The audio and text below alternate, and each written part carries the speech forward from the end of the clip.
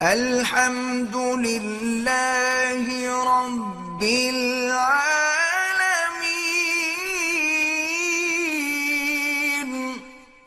تو اب اللہ کے پیغمبر نے دعا مانگی کہ یا اللہ لا تذر علی الارض من الکافرین دیارا، اب کوئی ان کا گھر بھی نہ بچے۔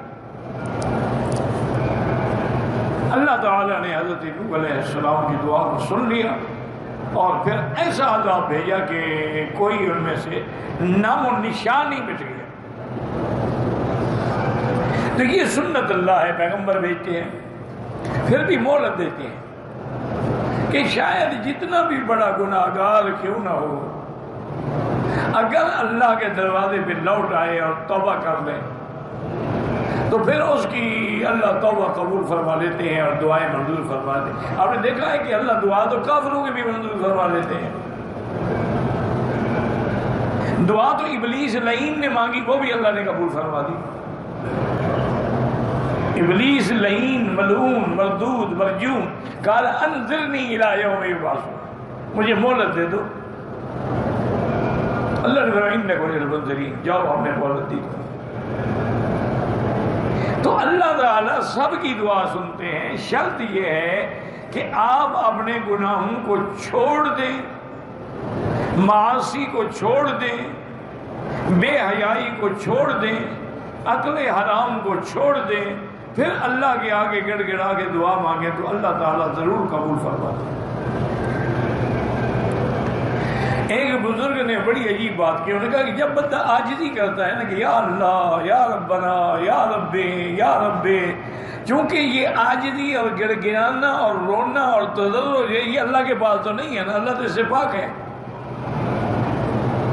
اللہ تو عاجزی سے پاک ہے نا، تو اس کو یہ چیز بڑی پسند آتی ہے اور پھر اپنے بندوں پہ رحمت نازل فرما دے۔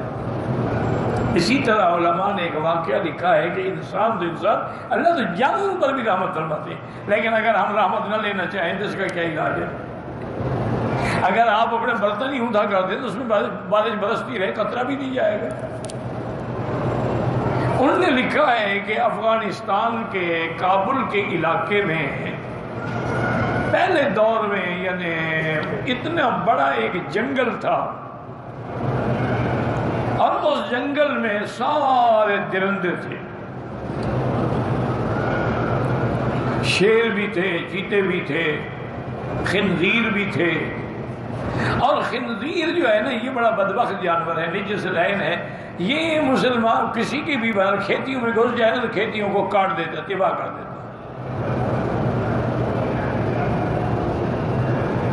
تو اس علاقے کے بستی کے لوگ جب تنگ آ گئے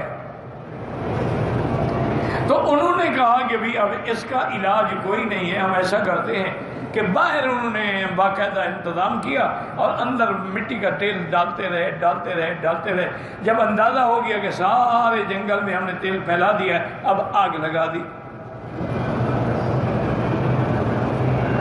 اب جب جنگل میں آگ لگی تو آگ تو بھڑک اٹھی اور سارے چرندے جو تھے نا وہ اس کے اندر معصور ہو گئے۔ ان میں سے ایک خنزیر کسی طرح نکل گیا باہر، اس آگ کے احاطے سے باہر نکل گیا، آسمانوں کی طرف سر اٹھایا اور بڑے آوازوں کے ساتھ چیختا رہا، یعنی اللہ سے فریاد کر رہا تھا۔ تو کہتے ہیں لوگ کہ ہم تو کھڑے تھے نا انتظار میں، ہم حیران ہوئے کہ اس نے جب چیخنا شروع کیا تو اللہ کی رحمت کی بارش برس گئی، ساری آگ بجھ گئی، سارے درندے بچ گئے۔